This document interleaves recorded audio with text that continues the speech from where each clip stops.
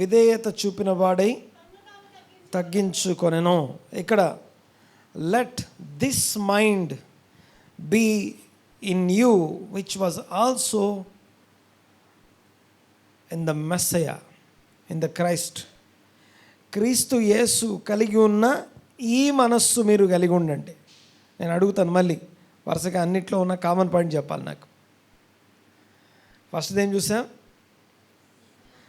Set your mind on things above, పైనున్న వాటి మీద మనస్సు ఉంచండి. రెండో మాటలు ఏం చూసాం? సో ట్రాన్స్ఫర్మేషన్, రూపాంతరం పొందినట్లుగా రెన్యూడ్ మైండ్, మీ యొక్క మనస్సు మారండి. మనస్సు మారి నూతన మగుట వలన be renew of your mind, be transformed by the renewing of your mind. మూడోది మాట్లాడుకున్నాం, లెట్ దిస్ మైండ్, ఇలాంటి మనస్సు మీరు కలిగి ఉండండి, విచ్ వాజ్ ఆల్సో ఇన్ మెస్సయా, క్రీస్తు యేసులో ఉన్న ఇదే మీరు కూడా కలిగి ఉండండి. ఇంకొక వచనం చదువుదాం. 2 కొరింథీ పత్రిక 10వ అధ్యాయం 5వ వచనం. 2 కొరింథీ పత్రిక 10వ అధ్యాయం 5వ వచనం. ప్రతి ఆలోచనను చెరపట్టి అని రాస్తుంది. మన మనస్సుల్లో పుట్టే ప్రతి ఆలోచన, ఎవ్రీ కైండ్ ఆఫ్ థాట్స్ని చెరపట్టి క్రీస్తుకు లోబర్చుట అని చూస్తాం ఇక్కడ. 5వ వచనం, మేము వితర్కములను దేవుని గురించిన జ్ఞానమును అడ్డగించు ప్రతి ఆటంకమును పడద్రోసి ప్రతి ఆలోచనను క్రీస్తుకు లోబడినట్లు చెరబడుతూ ఉన్నాం. దేవునికి మహిమ కలుగునుగాక. సో వీటన్నిటిలో ఉన్న common point mind mind mind mind అనేది మన ఆలోచనలన్నీ పుట్టే స్థలం, అది మన ఆలోచనలన్నీ జనరేట్ చేసే స్థలం అది. ఆ మైండ్ని ఎలా ఉంచుకోవాలో చెప్తా ఉన్నాడు. ఈరోజు మనం ధ్యానించబోయే అంశం డిఫరెంట్ మైండ్ సెట్. అనండి ఒకసారి అన్నమాట, కొంచెం గట్టిగా అనండి అన్నమాట. ఈ డిఫరెంట్ మైండ్ సెట్ అంటే తెలుగులో మనకి ఆ యొక్క మాట డిఫరెంట్ మైండ్ సెట్ అన్న దగ్గర ఇంగ్లీష్లో మనకి డిఫరెంట్ మైండ్ సెట్ అని ఉంది. సో డిఫరెంట్ మైండ్ సెట్ యాక్చువల్గా ఐ డోంట్ నో అది ఎట్లా అయిందో నాకు కూడా తెలియదు. కాలేబు యొక్క దృక్పథం, the mind set of Caleb గురించి మనం ఈరోజు నేర్చుకుంటాం. కాలేబు అనండి ఒకసారి. సో 4 వచనాలు చదివాం. ఈ 4 వచనాల గురించి లాస్ట్లో మాట్లాడతాను. 4 వచనాల్లో ఉన్న కామన్ పాయింట్ మనస్సు. మీకు ఈ మాట విన్నారా? మనిషివా అని చెప్పి ఇంకో పేరు చెప్తారు. ఓకే, యాక్చువల్గా మనిషివా కాలేబువా అంటే కరెక్ట్ సరిపోద్ది బైబిల్ మాటల ప్రకారం. మనిషివా ఏమనాలి? కాలేబువా. ఎందుకు తెలుసా? చదవండి ఒకసారి, బైబిల్ తీసి చదవండి ఒకసారి. 14వ అధ్యాయం, సంఖ్యాకాండం 14వ అధ్యాయం, ఐ థింక్ 24వ వచనం. ముందుకు వచ్చి కూర్చునే వాళ్ళు ముందుకు రండి దయచేసి ప్లీజ్. నా సేవకుడైన కాలేబు మంచి మనస్సు కలిగి పూర్ణ మనస్సుతో నన్ను అనుసరించిన హేతువు చేత అతడు పోయిన దేశంలో అతన్ని ప్రవేశపెట్టేదను. ఇంగ్లీష్ చూడండి ఒకసారి, స్క్రీన్ మీద ఇంగ్లీష్లో చూడండి ఒకసారి. But my servant Caleb, because he has a different spirit. తెలుగులో ఏముంది? కాలేబు మంచి మనసు కలిగి ఉన్నాడని ఉంది. బట్ ఇంగ్లీష్లో ఏముంది? Different spirit. అంటే మనుషులందరికీ ఉండే మనసు వేరు, ఈయనకు ఒక్కడికి ఉండే మనసు వేరు. అందరి మనసు వేరు, ఈ మనిషి మనసు వేరు. అందుకే ఏమన్నా నేను, మనిషివా కాలేబువా? అంత ప్రత్యేకమైన, అంత స్పెషల్ కాలేబు అంటే. ఈ కాలేబు గురించిన కొన్ని విషయాలు మీకు జ్ఞాపకం చేస్తాను, దయచేసి గమనించండి ఒకసారి. ఓకే, ప్రజెంటేషన్ పెట్టాము ఒకసారి. కాలేబు అనే పేరుని మీకు పరిచయం చేస్తాను చూడండి ఒకసారి. స్లైడ్ పెట్టమ్మా. 8th 9th వన్ అనుకుంటా.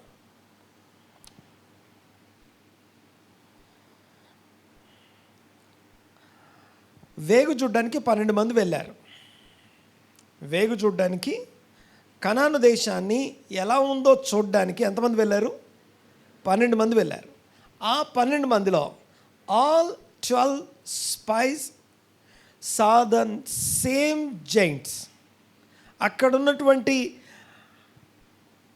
అనాకీయులు, బారీకాయులు, ఓకే, దీర్ఘదేహులు, గొప్ప గొప్పగా రాక్షసంగా కనిపించే మనుషుల్ని 12 మంది చూశారట. తర్వాత all 12 saw the same fortified cities. ఆ ప్రాకారములు కలిగిన పట్టణాలని 12 మంది చూశారు. తర్వాత ఆ 12 మంది సేమ్ ల్యాండ్ గుండా నడిచారు. ఒకటే ప్రాంతం గుండా ఒకే సమయంలో. అంటే వీళ్ళు వానాకాలం, ఎండాకాలం వెళ్ళ, ఈ సంవత్సరం ఇంకో సంవత్సరం కాదు, అందరూ కూడా ఒకే 40 దినాల్లో వీరు ప్రయాణం చేశారు, చూశారు. The difference was their mindset అనండి ఒకసారి. ఓకే, డిఫరెంట్ స్పిరిట్ని, డిఫరెంట్ మైండ్ సెట్ అని నేను మాట్లాడుతున్నాను. ఈ డిఫరెంట్ మైండ్ సెట్ అనే పదాన్ని హీబ్రూ భాషలో ఏం రాస్తుందంటే రువాక్ అకెరెత్ అని రాస్తుంది. రువాక్ అకెరెత్, a different spirit or a different mindset. Okay, next పెట్టం ఒకసారి. Man sees according to the condition of his heart, లేకపోతే హిజ్ మైండ్. అందరం ఒకటే చూస్తాం, కానీ ఒక్కొక్కరికి ఒక్కొక్కటి కనిపిస్తుంది. నీ మానసిక విశ్వాస స్థితిని బట్టి నీకు విషయాలు కనిపిస్తాయి. అర్థమవుతుందా నేను మాట్లాడేది? అందరం ఒకటి కాదు, అందరికీ ఒకే విషయం కనబడదు. ఒకటే స్క్రీన్, ఒకటే మెసేజ్, ఒకటే మాట వినొచ్చుగాక, కానీ అందరికీ కనిపించే విషయాలు వేరు, అందరం చూసే విషయాలు వేరు. మనం చూసే విషయాలు ఏంటి అంటే it is all depends upon our condition. మన మైండ్ సెట్ యొక్క కండిషన్ మీద ఆధారపడి ఉంది. The 10 spies measured God against Giants, but Caleb మాత్రం ఎవరు మాట్లాడలేదు. జైంట్స్ అంటే ఏంటి సార్?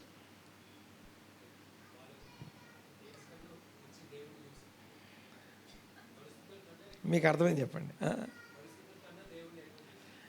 ఆ రాక్షస దేహాల కన్నా దేవుణ్ణి గొప్పగా చూశారు. కానీ మిగిలిన 10 మంది ఏం చేశారట? దేవుని కన్నా ఈ దీర్ఘదేహులు, లేకపోతే ఈ మహాకాయుల్ని గొప్పగా చూశారట. ఈ ఘనమైనటువంటి వీళ్ళు, అంటే వాళ్ళ రాక్షసంగా ఉన్నారు, అనాకీలని ఎవరి గురించి అది చెప్తున్నామో వాళ్ళని గొప్పగా చూశారట మిగిలిన 10 మంది. నెక్స్ట్ పెట్టాం ఒకసారి. కొన్ని విషయాలు నేర్చుకోవాలి మనం ఇక్కడ. కొన్ని బైబిల్స్ ఏం రాస్తుందంటే హీ హ్యాడ్ అనదర్ స్పిరిట్ అని రాస్తుంది. ఇంగ్లీష్లో ఇందాకేం చదివాం? డిఫరెంట్ స్పిరిట్ అని ఉంది. కొన్ని చోట్ల అనదర్ స్పిరిట్ అని రాస్తుంది. ఓకే, నిర్గమాకాండం 23:2. నిర్గమాకాండం 23:2. దుష్కార్యము జరిగించుటకై సమూహమును వెంబడించవద్దు. అంటే అందరు పోతున్నారు, మనం కూడా పోదాం. అందరితో పాటు మనం అనుకునే వాళ్ళతో ఈరోజు నేను మాట్లాడలేదు, మీకు కాదు ఈ message. Different spirits, different mind sets గురించి నేను మాట్లాడుతూ ఉన్నాను. కాలేబు లాంటి మనస్తత్వం కలిగిన వారికి ఈ వర్తమానం. సో అది ఎంత మేలైందో, ఎంత దేవునికి ఇష్టమైందో, ఎంత దేవుడు కోరుకునేదో నేర్చుకుంటాం. ఎక్కడేం రాస్తుందంటే దుష్కార్యము జరిగించుటకై సమూహం అంతా పోతా ఉంది, ప్రపంచం అంతా పోతా ఉంది. ఇందాక నేనేమన్నాను? నువ్వు మనిషివా కాలేవా? మనుషులందరూ దుష్కారం చేయడానికి వెళ్తుంటే ఏ భేదము లేదు, అందరూ పాపం చేసి దేవుడు అనుగ్రహించే మహిమను పొందలేకపోతా ఉంటే ఈయన మాత్రం దేవుడు అనుగ్రహించే మహిమను పొందడం కోసం దేవుడు ఎలా నడిపిస్తున్నాడో అలా నడుస్తున్నాడు. అలాంటి మనస్తత్వాన్ని కలిగి ఉన్నాడు. ఇట్ ఈస్ నాట్ అక్కడ అనాకీయులు ఉన్నారా కాదా లేరా, ఆ దేశంలో ప్రాకారం కలిగిన పట్టణాలు ఉన్నాయా లేవా, అక్కడ అది జయించడం కష్టమా కాదా, ఇవన్నీ మ్యాటర్ కాదు. ఎలాంటి మనస్తత్వం మనం కలిగి ఉన్నాం అన్నది మ్యాటర్. ఎలాంటి మైండ్ సెట్తో మనం దేవుని సన్నిధిలో కూర్చున్నాం, ఎలాంటి మైండ్ సెట్తో మన స్థితిగతుల్ని చూస్తున్నాం, ఎలాంటి మైండ్ సెట్తో మనకున్నటువంటి పరిస్థితుల్ని చూస్తూ ఉన్నాం, గ్రహిస్తూ ఉన్నాం అనేది ముఖ్యమైన అంశం. అయితే నిర్గమాకాండం 23:2 దుష్కారం జరిగించడానికి ఒక పెద్ద సమూహం వెళ్ళిపోతూ ఉంటే వాళ్ళతో పాటు వాళ్ళని వెంబడించవద్దు. న్యాయము త్రిప్పివేటకై సమూహంతో చేరి వ్యాజ్యములో సాక్ష్యం అవునండి అవునండి అనకూడదు. దేవుని దృష్టికి ఇది న్యాయమా కాదా? అదే నిర్గమాకాండం 15 రాస్తుంది, నా దృష్టికి న్యాయమైంది ఏదో అది చేయండి అంటాడు. దేవుని దృష్టికి న్యాయమైంది ఏదో మీరు జరిగిస్తే అప్పుడు ఐగుప్తులో ఉన్నటువంటి ఏ తెగులు ఏ రోగం నీకు అంటదు అంటాడు. దేవుని దృష్టికి ఏది న్యాయం, దేవుని దృష్టికి ఏది ఇష్టం, ఏది మంచిదో దేవుని మనసులో నుండి, దేవుని ఆలోచనలో నుండి పరిస్థితుల్ని చూడగలగడమే ఆ డిఫరెంట్ మైండ్ సెట్. అంటే ఈ భూమి మీద ఉన్న మనుషులందరి గురించి నీతిమంతుడు ఒక్కడు లేడు. నీతిమంతుడు ఒక్కడు లేడట. ఏ భేదము లేదు. అందరూ దేవుడు అనుగ్రహించి మహిమను పొందలేకపోతున్నారు. అలాంటి చోట ఒక్క డిఫరెంట్ మైండ్ ఉన్నటువంటి ఒకటే పర్సనాలిటీ ఒక్కటి దొరికాడట దేవునికి. ఆమేన్. ఆ ఒక్కడు నువ్వు ఉంటే, ఆ ఒక్కడు మనమైతే ఎంత బాగుంటుంది కదా. ఆ ఒక్కడి గురించే మాట్లాడుకుంటున్నా. Only one personality. ఓకే, ఆయన పేరు చూద్దాం. కొంచెం బ్యాక్ వెళ్ళాము ఒకసారి. ఆయన పేరు చూపించు ఒకసారి. ఓకే, ఆయన పేరు ఏం పేరు? కొంచెం గట్టిగా రండి ఒకసారి. తెలుగులో కాలేబు, ఇంగ్లీష్లో కేలెబ్. ఓకే, ఈ కాలేబు అనే స్పెల్లింగ్లో 3 అక్షరాలు ఉంటాయి. కాలేబు అనే స్పెల్లింగ్లో కా లా బా అంటలేదు నేను. ఓకే, చెప్పండి ఏమేమి అక్షరాలు ఉంటాయి అమ్మా? ఎవరైనా చెప్పండి. కోఫ్, లామెద్, బెత్. Okay, కోఫ్, లామెద్, Beth. ఓకే, ఫస్ట్దా ఇది. ఓకే, చూడండి ఒకసారి. ఇంకోటి పెట్టు. 2 కూడా సేమ్ స్పెల్లింగ్. Okay, కోఫ్, లామెద్, Beth. కోఫ్ అంటేనేమో కా అనే అక్షరం వస్తుంది, లామెద్ అంటేనేమో లా అనే అక్షరం వస్తుంది, బేత్ అంటేనేమో బా లేదా వా అనే అక్షరం వస్తుంది. చూడండి, పదం పలుకుతుంది అనమాట, పలుకుడం. విషయం ఏంటంటే అక్కడనేమో కలేబ్ అని ఉంది కదా, ఆ కోఫ్ని పక్కకు జరిపితే, ఆ అక్షరాన్ని పక్కకు జరిపితే లామెద్ బేత్ అనే 2 అక్షరాలు ఉంటాయి.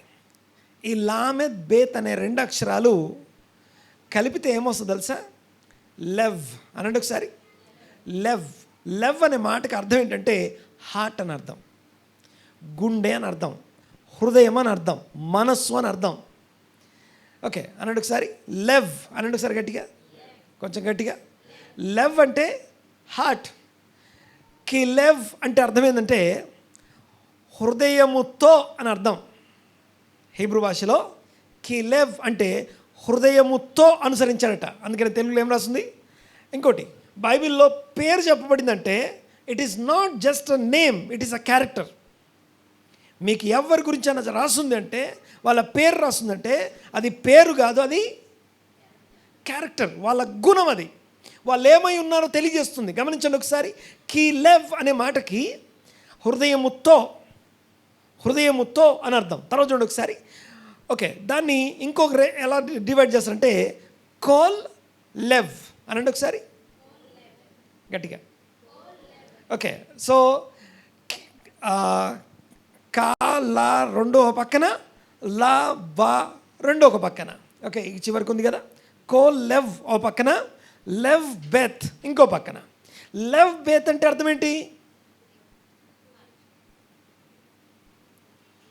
లెవ్ అండ్ ఓకే, లామెద్ అండ్ బెత్ 2 కలిపితే ఏమొస్తుంది? లెవ్. లామెద్ అండ్ బెత్ కలిపితే ఏమొస్తుంది? లెవ్ అంటే అర్థం ఏంటి? హార్ట్ కదా. ఓకే, కోఫ్ లామెద్ కలిపితే కోల్ అనండి ఒకసారి. కోల్ అంటే ఏమొస్తుంది తెలుసా? కోల్ అంటే అర్థం ఏంటో తెలుసా? పూర్ణము అని అర్థం, పూర్తిగా అని అర్థం. ఓకే, ఇశ్రాయేలు సర్వ సమాజం అంతా అని ఉందనుకోండి. Coal ఎదా Israel. ఎదా అంటేనేమో సమూహము, సమాజం. ఇశ్రాయేలు సర్వ సమాజము అనాలనుకోండి, కోల్ ఎదా ఇజ్రాయెల్. ఓకే, అలాగే ఇక్కడ ఏముంది? కోల్ లెవ్ అంటే ఏం రావాలి ఇప్పుడు? ఏమర్థమవుతుంది? పూర్ణ హృదయంతో అనండి ఒకసారి. ఓకే, అంటే కాలేబ్ అనే పేరులో ఏమేమున్నాయి చూడండి ఒకసారి. కాలేబ్ అనే పేరులో ఏమేమున్నాయి చూడండి ఒకసారి. ఆ పేరులోనే మ్యాజిక్ ఉంది, ఆ పేరులోనే క్యారెక్టర్ ఉంది, ఆ పేరుని బట్టి దేవుడు మాట్లాడుతున్నాడు. ఈ కాలేబ్ అనేవాడు మంచి మనసుతో నన్ను వెంబడించాడు, పూర్ణ హృదయంతో నన్ను వెంబడించాడు, డిఫరెంట్ మైండ్తో నన్ను వెంబడించాడు, different spirit, different mindset కలిగి ఉన్నాడు ఈ మనిషి. చూడండి ఒకసారి. ఓకే, కాలేబ్, కీలెవ్, కోలెవ్, పూర్ణ హృదయంతో, హృదయం అంతటితో అని అర్థం. పూర్ణ హృదయంతో, హృదయం పూర్తిగా, హృదయంతో అనుసరించడం వేరు. యూనో ఏదైనా చెప్తే చేయమన్నాం అనుకోండి, ఏదో అనాలి కాబట్టి అనండి, చేయాలి కాబట్టి చేయండి, చేయడం వేరు, హృదయపూర్వకంగా చేయడం వేరు. పాట పాడితే రాగం వస్తుంది, తప్పట్లు కొడుతున్నాం కాబట్టి కొడితే కొట్టడం కాదు, అట్లా కాదు. హృదయపూర్వకంగా వాడడం వేరే. అర్థమవుతుందని మాట్లాడు. అలా హృదయపూర్వకంగా ఒక ఎత్తు, ఇంకోటి ఏం చెప్పాను, పూర్ణ హృదయంతో అనేది ఇంకో మాట. కాలేబ్, దీనికి ముందు పెట్టాం. ఇప్పుడు కాలేబ్ అంటే ఇంకొక మీనింగ్ ఉంది. ఇక్కడ రెండు ఉన్నాయి కదా, చూస్తానికి ఏమైనా స్పెల్లింగ్ డిఫరెన్స్ ఉందా? చూసి చెప్పండి. చుక్కలు తేడా లేవు, ఏదో కనపడలేదు చెప్పండి. తేడా ఉన్నాయా లేవా? ఓకే, ఒకటేమో ఆయన పేరు, ఇంకోటేమో కుక్క అని అర్థం. లేకపోతే మంచి మనసుతో అనుసరించాడు, డిఫరెంట్ మైండ్తో అనుసరించాడు అంటే దాన్ని ఎలా చూడాలి? ఈరోజు మనం కొన్ని ముఖ్యమైనటువంటి విషయాలు మీకు జ్ఞాపకం చేస్తాను. నెక్స్ట్ వెళ్ళాము ఒకసారి. Refused to be swept away by the collective fear and unbelief of the majority. ఇందాక ఏదైతే మనం చదివాం కదా, సమూహం అంతటితో కలిసి, అందరూ కలిసి న్యాయాన్ని జరిపేయడానికి వెళ్తుంటే, అందరూ కలిసి చెడుతనం జరిగించడానికి వెళ్తుంటే నువ్వు వాళ్ళతోనే వెళ్ళొద్దు. వాళ్ళందరితో వెళ్ళకుండా ఆయన సపరేట్గా ఉన్నాడట. అ godly mind set is not determined by popular opinion. చాలామంది ఒప్పుకున్నారు కాబట్టి, చాలామంది అందరు వెళ్తున్నారు కాబట్టి, పాస్ట్ ఇది ఇలా చదవండి అని చెప్పామనుకోండి, మీరు ఇది నేర్చుకోండి అని చెప్పామనుకోండి, పాస్టర్ గారు ఇది మా సంఘాల్లో చెప్పడం, సేవకులు అనే ఫస్ట్ క్వశ్చన్ ఏం తెలుసా, బాగానే ఉందండి వింటున్నంతసేపు, కానీ మేము మా సంఘాలకు వెళ్ళి చెప్పలేమండి అంటారు. ఎందుకంటే అందరు ఇలా వెళ్ళిపోతున్నారు. ఇంత నేర్చుకో, ఇంత డీప్గా వద్దు పాస్టర్ గారు, మాకు జస్ట్ కొంచెం కొంచెం చాలు. కానీ ఈ వ్యక్తి చాలా డిఫరెంట్ మైండ్. అనండి ఒకసారి. మేము కొన్ని సీక్రెట్స్ చెప్తాను ఇప్పుడు, చూడండి ఒకసారి. కాలేబ్ సీక్రెట్స్ కొన్ని చెప్తాను. ఓకే, నెక్స్ట్ పెట్టాము ఒకసారి. కాలేబ్ యొక్క కొన్ని సీక్రెట్స్ చెప్తాను. డిఫరెంట్ స్పిరిట్ అనే మాటకి రువాక్ అక్రెత్, రువాక్ అంటే స్పిరిట్ అని అర్థం. ఓకే, చూడండి ఒకసారి. ఆ స్పిరిట్ లేకపోతే మైండ్ అన్న దగ్గర ఇంగ్లీష్లో రువాక్ అనే మాటకి ఏమేమి మీనింగ్స్ ఉన్నాయి చూడండి ఒకసారి. Spirit, attitude, disposition, mind set. నీ మైండ్ దేంతో సెట్ చేసుకొని ఉన్నావో దాన్ని బట్టి నీకు అన్నీ కనపడతాయి, దాన్ని బట్టి నీ ఆత్మీయ జీవితం అంతా ఆధారపడి ఉంటుంది, దాన్ని బట్టి నీ నిర్ణయాలు ఉంటాయి, దాన్ని బట్టి నువ్వు అడిగేయడమా, తీయడమా, పోవడమా, రావడమా అన్నీ ఆధారపడి ఉంటాయి. తీసాము ఒక్కసారి తీసే కొన్ని విషయాలు ఇక్కడ మీకు జ్ఞాపకం చేయాలి. ఎంతమంది కర్మను నమ్ముతారు? కర్మను నమ్మే వాళ్ళందరూ చేయొద్దండి. కొంచెం లేపారు, 2, 3 అంతేనా? మిగతా వాళ్ళంతా I don't believe in karma. వినండి ఒకసారి. ఇక్కడ చేసిన దానికి అనుభవిస్తాం. వాక్యం చెప్తుంది, దేవుడు వెక్కిరింపబడు, మోసపోకండి. నీ హృదయం నిన్ను మోసం చేస్తుంది, మోసపోకండి. ఏం విత్తావో అదే పంట కోస్తా, అదే పంట కోస్తాం. అంటే నేను 10 రూపాయలు విత్తే 10 రూపాయలు కోయను. ఏమండి, విత్తిన పంట కోస్తామంటే ఏ రకం విత్తావో ఆ రకం వస్తుందని అర్థం, కానీ అంతే వస్తుందని కాదు. అర్థమైందా? ఒక విత్తనం విత్తితే ఒకటే విత్తనం రాదు.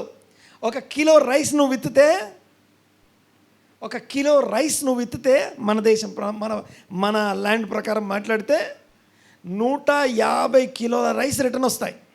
అలాగే మనం ఏం విత్తుతామో అదే కోస్తాం. కొద్దిగా ఇది అర్థం చేసుకుందాం. కాలేబ్ జీవితంలో ఏం జరిగిందో తెలియడానికి ముందు ఈ ఒక్క విషయం అర్థం కావాలి. కర్మ అంటే the way how we do, the way how we so. బాగా వినాలి ఒకసారి మాట. గాలిని విత్తువాడు ఏం కోస్తాడు తెలుసా? అసలు గాలిని ఎట్లా విత్తుతాం పాస్టర్ గారు? బైబిల్ చెప్తుంది గాలిని విత్తువాడు ప్రళయ వాయువును కోస్తాడు. ఏం కోస్తామట? తుఫాన్ వస్తుంది. ఓకే, మీరు అనొచ్చు గాలి ఎక్కడ వస్తుంది పాస్టర్కి? గాలి ఎట్లా విత్తుతాం? గాలి విత్తనం అంటే అర్థం ఏంటో తెలుసా? దేవుడు నరుని నీలమంటితో నిర్మించి ఆ నరుని యొక్క నాసికారంధ్రంలో జీవవాయువును ఊదగా నరుడు జీవించు ప్రాణి లేదా జీవాత్మ ఆయను అని ఉంది. లివింగ్ సోల్ అని రాస్తుంది కదా. ఆ లివింగ్ సోల్ అయిన వాడు స్పీకింగ్ సోల్. ఆ దేవుడు నాకు ఇచ్చిన జీవపు ఊపిరిలో నుండి నేను ఇప్పుడు మాట్లాడుతున్నాను. ప్రతి మాట గాలిని మనం విత్తుతున్నాం. నువ్వు మాట్లాడే ప్రతి మాటతో నువ్వు గాలిని విత్తుతున్నావు.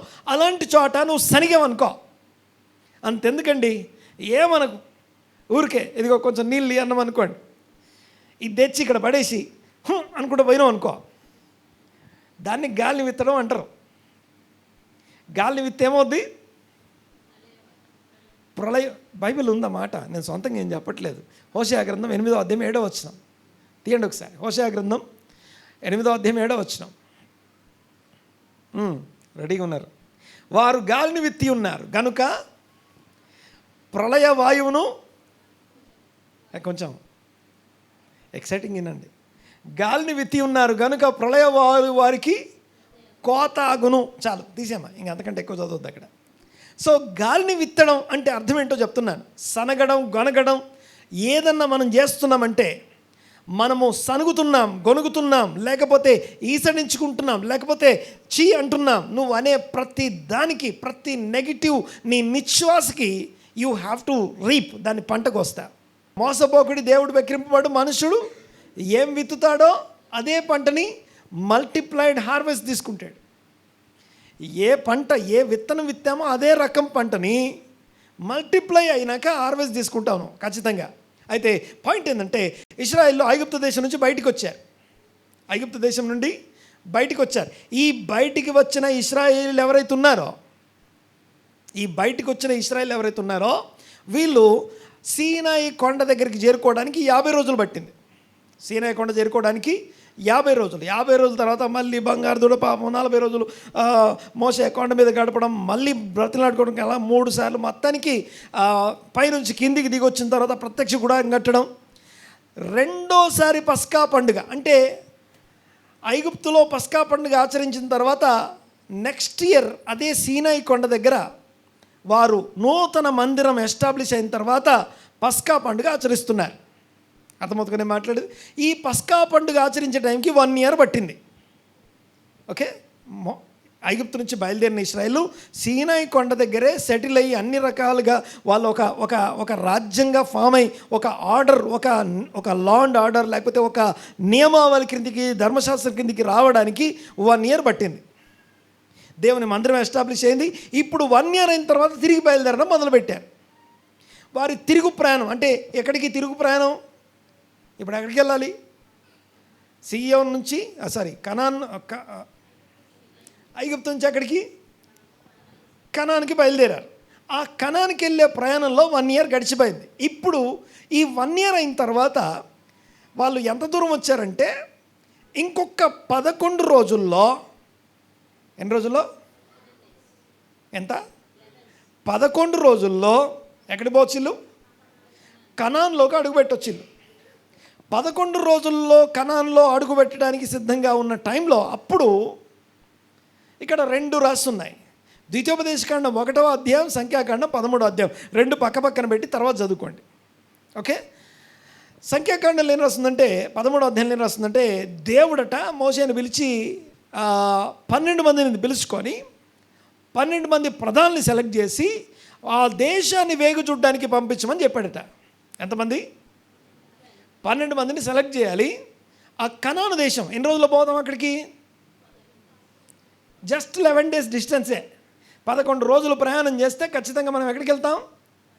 కనానికి వెళ్ళిపోతాం, దాంట్లో ఏ సందేహాలు. అయితే ఆ కనానికి వెళ్ళే ఆ 11 రోజుల ముందు వీళ్ళు తీసుకున్న, అయితే ఇక్కడ నేను సంఖ్యాకాండం 13లో ఏం రాస్తుందంటే దేవుడే నిర్ణయించుకున్నట్టుంది. అంటే దేవుడే 12 మందిని అపాయింట్ చేసినట్టుంది. 12 మందిని తీసుకొచ్చి ఇదిగో పంపించు అన్నట్టుగా ఉంది. కానీ ద్వితీయోపదేశకాండం 1వ అధ్యాయంలో ఏం రాస్తుందంటే ప్రజలు వచ్చి అడిగారట. ఏమని? అయ్యా, మనం వెళ్ళబోయే దేశం ఎలా ఉందో ముందు కొంతమందిని పంపిద్దాం. ఎవరు అడిగారట?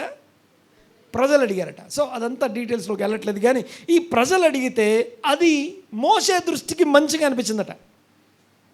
ప్రజలు అడిగితే మోషే దృష్టికి మంచిగా అనిపిస్తే అప్పుడు మోషే వెళ్ళి దేవుడిని అడిగితే ఇంకా మీ ఇష్టం, సరే పంపించండి అన్నాడట. ఈ రెండు కలిపితే ఇప్పుడు ఎవరు ఏమన్నారనే తర్వాత సంగతి, కానీ మొత్తానికి ఏం జరిగింది అన్నది ఇంపార్టెంట్ అక్కడ. ఇప్పుడు నువ్వు బొమ్మన్నావా, నువ్వు బొమ్మంటే పోయినావంటావా, లేకపోతే నా అంతటి నేనన్నా నువ్వన్నా అని తర్వాత సంగతి. పోయి ఏం చేసి వచ్చాం, పోయి ఏం సాధించి వచ్చాం. ఈ ఒకరి మీద ఒకరు నిందలు వేసుకోవడం అని చూసా, నువ్వే కారణం. ఇది ఏదేళ్ళ నుంచే స్టార్ట్ అయింది. ఎందుకు తిన్నావు ఆదాము అంటే, తప్పైందయ్యా, సారీ నాయన, ఇంకోసారి చేయను సారీ అంటే అయిపోద్ది. అట్లా కాదు, నువ్వే కారణం. ఎవరు కారణం? నువ్వు నాతో కూడా ఉండడానికి ఈవెన్ ఇచ్చినావు కదా. అసలు నువ్వు ఈవెన్ ఇచ్చి ఉండకపోతే నేను తినేటోనే కాదు అంటే తప్పెవరిది? ఇప్పుడు దేవుందే తప్పు, నాది కాదు. అవ కూడా అదే అంటది. ఏమంటుంది తెలుసా? నువ్వు అన్నీ సృష్టించి ఏమన్నావు? అన్నీ మంచివన్నావు కదా. ఆ మంచివన్న దాంట్లో ఒకటి సర్పం యుక్తిగలది ఒకటి ఉంది కదా. ఆ యుక్తిగలది ఒకటి ఉంది, జాగ్రత్తగా ఉండమని చెప్పాలి కదా. అన్నీ మంచివని చెప్పావు, అదేమో నన్ను మోసం చేసింది. ఇప్పుడు ప్రజలు పొమ్మన్నారా, దేవుడు పంపించాడా తర్వాత సంగతి. వెళ్ళి ఏం చేశారనేది ముఖ్యమైన విషయం. 11 రోజుల ప్రయాణం ముందు 12 మంది సెలెక్ట్ అయ్యారు. ఆ 12 మందిలో వేగు చూడ్డానికి వెళ్ళారు. వెళ్ళిన వారు, బాగా వినాలి ఒకసారి, వెళ్ళిన వారు ఎక్కడి దాకా వెళ్ళారంటే దేశాన్ని వేగు చూడ్డానికి వాళ్ళు ఎన్ని రోజులు టైం తీసుకున్నారట?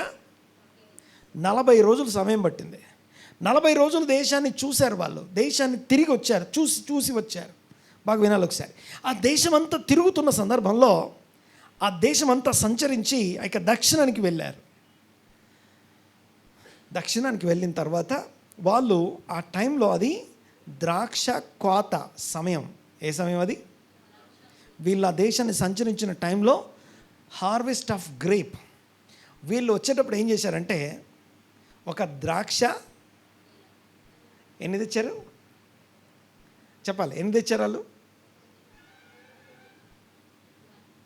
ఒక ద్రాక్ష గెల ఒకటే తెచ్చారు. అయితే దాన్ని ఏం చేశారట? ఎలా తెచ్చారట? ఒక కర్రకి ఆ గెలని వేలాడదీసి ఇద్దరు మోసుకొని వచ్చారని రాస్తుంది.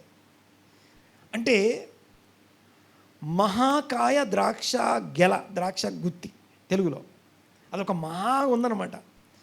ఓకే, ఒక పెద్దగా ఉంది. దీన్ని చూసినప్పుడు ఏమనిపించాలా? బా, ఆ దేశం నిజంగా పాలు తేనెల దేశం అనాలన్నా వద్దా? కానీ వాళ్ళు ఏమన్నారు తెలుసా? ఇట్లుంటే ఈ పండించిన వాళ్ళు ఎట్లుంటారు, ఈ తినేవాళ్ళు ఎలా ఉంటారు? సో అంటే ఏం చూడాలనో అది చూడాలి మనం. చూడండి ఒకసారి, ఒక మహాగెలని చూపించేసాయి. బాబ్బా, ఈ దేశం సారవంతమైన దేశం అనడం వేరు, ఈ పండించినోడు తినేటోడు ఎంత బలంగా ఉంటాడు అనడం వేరు. This is all depends upon the mind set.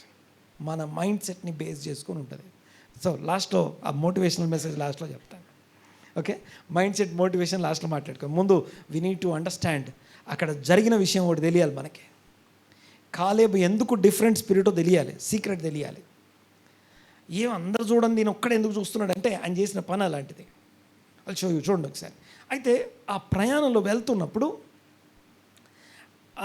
వీళ్ళు పట్టుకొని వచ్చిన ఆ టైము ఎష్కోలు దాకా వెళ్ళారని రాస్తుంది. ఎష్కోలు అంటే ద్రాక్ష గుత్తి, ద్రాక్ష గెల. దానికి ద్రాక్ష గెలను ఎందుకు పెట్టారంటే అక్కడి నుంచి తెచ్చారు కాబట్టి. లెట్ మీ ఒక్కసారి చదవమా ఒకసారి. నెక్స్ట్ పెట్టవా ఒక స్లైడ్, కొంచెం ముందుకెళ్ళు, 15th స్లైడ్.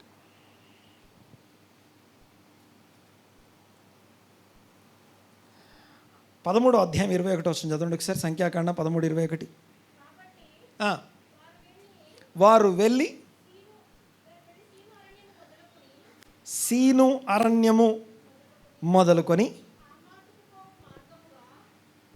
హమాతుకు పోవు మార్గముగా రేహోబు వరకు దేశ సంచారము చేసి చూచిరి. తర్వాత వారు దక్షిణ దిక్కుకు ప్రయాణం చేసి హెబ్రోనుకు వచ్చారు. చూడండి ఒకసారి, వారు దక్షిణ దిక్కుకు ప్రయాణం చేసి హెబ్రోనుకు వచ్చిరి. తర్వాత అక్కడ అనాకీయులు, అహిమాను, శేషయి, తల్మయి అనువారు ఉండిరి.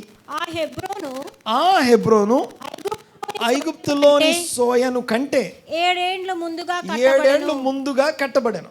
వారు ఎష్కోలు లోయలోనికి వచ్చి అక్కడ ఒక గల ద్రాక్ష చెట్టు యొక్క కొమ్మను కోసి దండెతో ఇద్దరు మోసిరి. మరియు వారు కొన్ని దానిమ్మ పండ్లు, కొన్ని అంజూరపు పండ్లు తెచ్చిరి. ఒక్కసారి బ్యాక్ 21వ వచనాన్ని గమనించండి ఒకసారి. ఆ స్లైడ్ పెట్టాము ఒకసారి. ఇక్కడ చూడండి ఒకసారి. తెలుగులో ఏముందండి? వారు ప్రయాణం చేశారు. వారు అంటే ఎవరెవరు ఇక్కడ? 12 మంది. ఓకే, గుర్తుపెట్టుకోండి. They plural, ascended. వెళ్ళడం కాదు, పైకెక్కడం అని అర్థం. ఇక్కడ అల్టిమేట్ పాయింట్ ఏంటంటే 13, 14 అధ్యాయాల్లో చాలాసార్లు ఈ అసెండ్ అనే పదం రిపీట్ చేయబడుతుంది. అసెండ్ అంటే పైకి ఎక్కడం అని అర్థం, పైకి ఎలివేట్ అవ్వడం అని అర్థం. అంటే వీళ్ళు ఆ దేశానికి వెళ్ళారు అంటే మామూలుగా వాళ్ళు ఎలా వెళ్తున్నారో తెలుసా? They are going down to south side.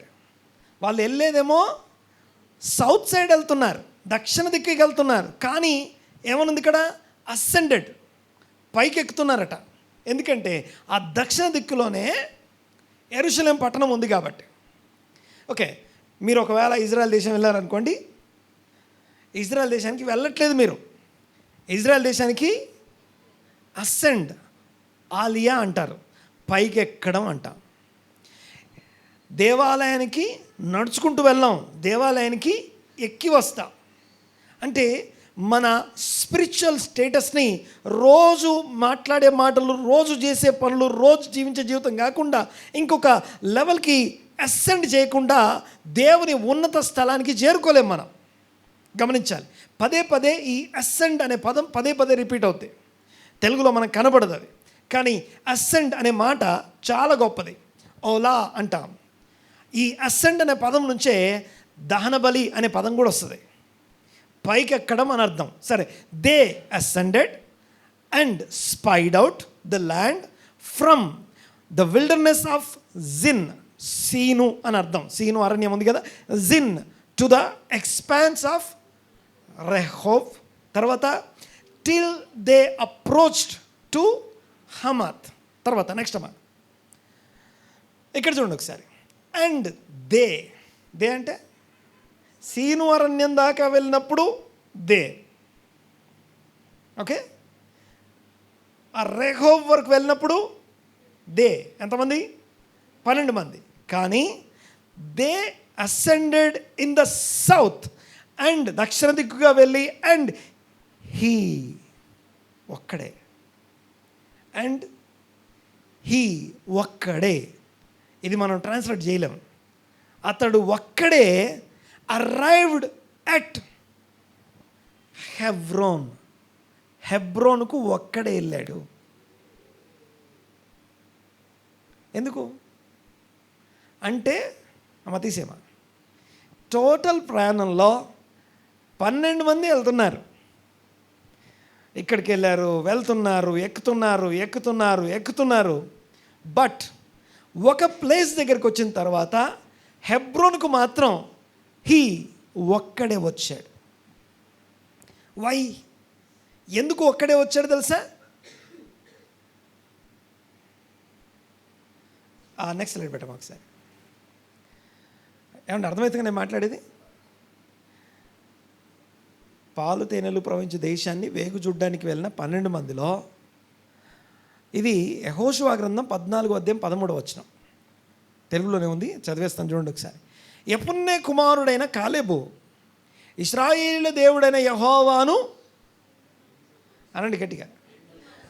Coal లెవ్, తన పేరే అది.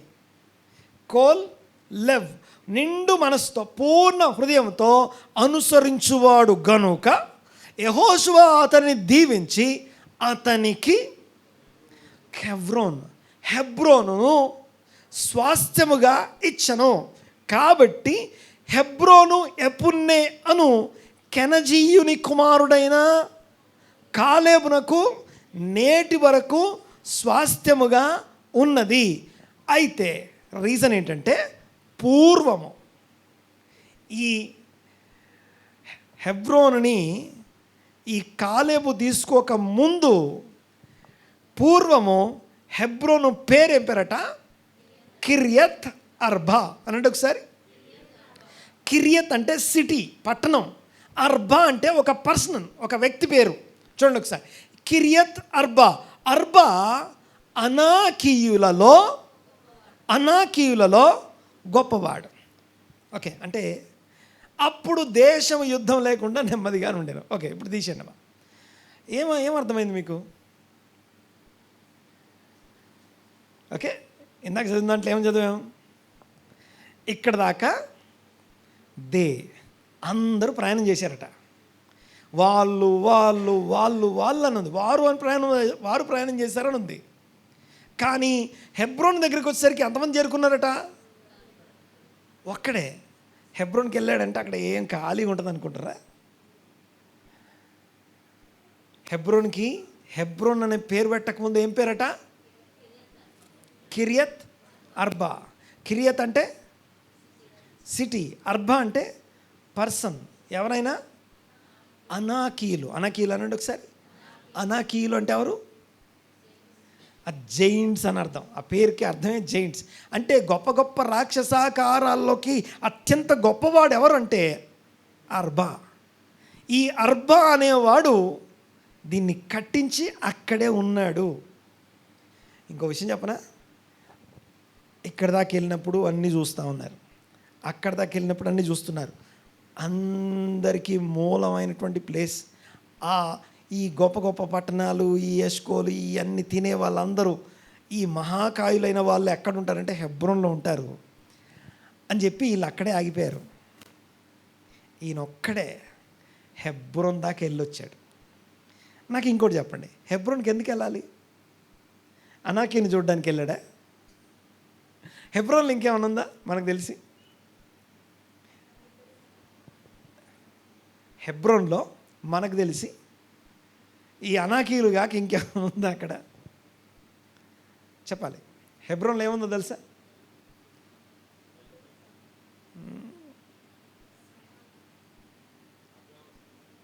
అబ్రహాము, ఇస్సాకు, యాకోబుల సమాధులు ఉన్నాయి. పోయి దేశాన్ని వేగు చూడంటే కొత్త దేశం ఏం కాదు అది. మా పితరుల సమాధులున్న దేశం అది. అంటే వీళ్ళ ప్రయాణం దేనికి అంటే, వీళ్ళ ప్రయాణం ఎక్కడికి అంటే మన పితరుడైన అబ్రహాము సమాధిని చూసొద్దాం. పితరుల సమాధులు. ఓకే, ఒకవేళ మీరు ఇజ్రాయెల్కి వెళ్తే 2 విషయాలు మిస్ చేయొద్దు. ఒకటి, యేసు ప్రభు పునరుత్థానుడైన ఖాళీ సమాధిని కంపల్సరీ చూడాలి. అది యెరూషలేములో ఉంటుంది. ఓకేనా? పితరులు, విశ్వాసులందరికీ పితరులుగా పిలువబడిన అబ్రహాము, ఇస్సాకు, యాకోబు తల్లులు శారా, రిబ్కా, లేయా, ముగ్గురే. రాహేల్ లేదు అందులో. రాహేల్ సమాధి బెత్లెహేంలో ఉంటుంది. ఓకే, మొత్తం ఎంతమంది వచ్చారు ఇప్పుడు? అబ్రహాము, ఇస్సాకు, యాకోబు, శారా, రిబ్కా, లేయా, మొత్తం 6. వీళ్ళు కాకుండా ఆదాము, అవ్వలు కూడా అక్కడే సమాధి చేయబడ్డారు. ఆ సమాధి పేరు మక్పేలా గుహ. మక్పేలా అనండి ఒకసారి. అంటే వీళ్ళందరూ వెళ్తున్నారు. ఎక్కడికి వెళ్తున్నారు? ఇప్పుడు పలానా దగ్గరికి వెళ్ళాలి, ఏదో డెస్టినేషన్ ఉంటుంది కదా. ఇదిగో అక్కడ దాకా వెళ్ళి రావాలని ఉంటుంది కదా. అక్కడ ఆ ప్లేస్ టచ్ చేసి రావాలని ఉంటుంది కదా. సో ఏదో చూసి రావాలనే బయలుదేరారు. కానీ వెళ్తున్నప్పుడు అందరూ దక్షిణంగానే వెళ్తున్నారు, అందరూ బాగానే ఉన్నారు. వారు బాగుంది. కానీ ఇంకో మాట ఏంటంటే, ఇతడు నిండు మనసుతో, ప్రత్యేకమైన మనస్సుతో, డిఫరెంట్ స్పిరిట్తో ఎక్కడికి వెళ్తున్నాడు అంటే, పితరులు, విశ్వాసులందరికీ పితరులుగా పిలువబడిన, విశ్వాసుల తండ్రి అనబడిన అబ్రహాం యొక్క సమాధి దాకా వెళ్ళడం కోసం హెబ్రోన్కి వెళ్తున్నాడు. అనాకీల కోసం కాదు. అనాకీలు ఉంటే నాకేంటి, మిగతా వాళ్ళంతా ఆ వెళ్ళే ప్రయాణంలోనే భయపడిపోయారు. ఓకే, బాగా వినాలి ఒకసారి నేను చెప్పే విషయాన్ని. ఓకే, ఇప్పుడు చెప్పండి, ఎన్ని రోజుల ప్రయాణం ఇది? 11 రోజుల దూరం. వీళ్ళు అక్కడ ఎన్ని రోజులు గడిపొచ్చారు? 40 రోజులు గడిపొచ్చారు. ఈ హెబ్రోన్ దాకా వెళ్ళి అక్కడ ఈ హెబ్రోన్ నుంచి హెబ్రోన్ దాకా రీచ్ అయింది ఓన్లీ ఎవరు? కాలేబు మాత్రమే. గుర్తుపెట్టుకోవాలి, అతడు మాత్రమే హెబ్రోన్ దాకా రీచ్ అయినట్టుగా బైబిల్లో రాస్తుంది. ఓకే, విషయం ఏంటంటే ఆ హెబ్రోన్ దాకా ఎందుకు వెళ్ళాడంటే, ఒక్కసారి నెక్స్ట్ స్లైడ్ పెట్టాము, ఒకసారి దాకా పెట్టిన దాని తర్వాత ఉంటుంది చూడు, అందులో రాసి ఉండాలి నాకు తెలిసి.